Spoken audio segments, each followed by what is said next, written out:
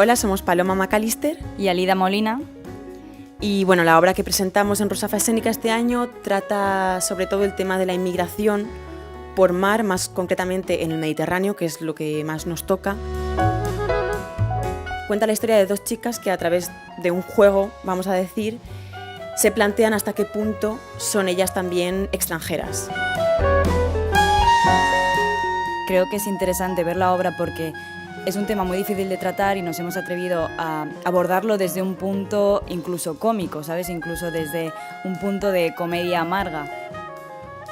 Y bueno, la recomendamos porque consideramos que es un tema que está a la orden del día y al que no podemos cerrar los ojos, y es una manera de tenerlos durante 25 minutos y que realmente reflexionen sobre ello.